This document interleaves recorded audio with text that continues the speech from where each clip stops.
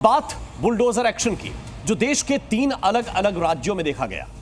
इनमें महाकाल की नगरी उज्जैन में महाकाल लोक विस्तारीकरण योजना के तहत 250 से ज्यादा मकानों को गिराने का काम जारी है, जिसमें पहले दिन करीब 125 मकानों को ढहाया गया, जिसमें वहां की तकिया मस्जिद भी शामिल थी। उधर गुजरात के बेट द्वारका में अतिक्रमण करके बनाए गए 66 से ज्यादा अवैध मकान तोड़ दिए गए, जबकि उत्तर प्रदेश के अमेठी में सरकारी जमीन पर किए गए अवैध कब्जे को बुलडोजर की मदद से हटा दिया गया।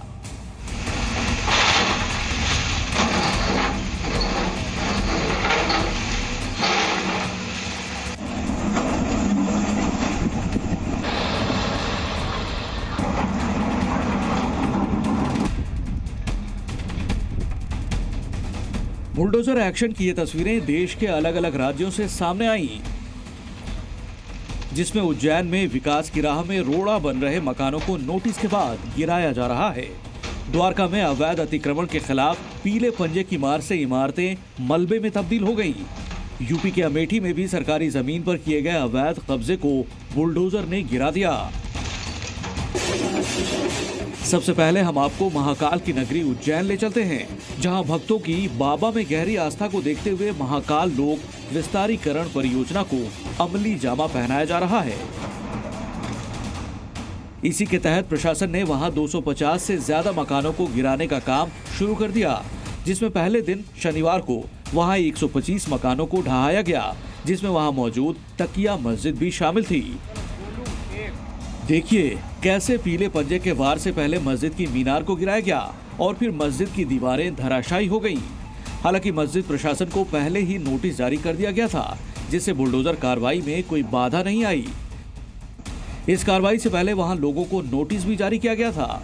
साथ ही बुलडोजर एक्शन से पहले वहां फ्लैग मार्च निकालकर लोगों से मकान खाली करने की मुनादी भी कराई गई थी। साथ ही मकान मालिकों को मुआवजा भी दिया गया।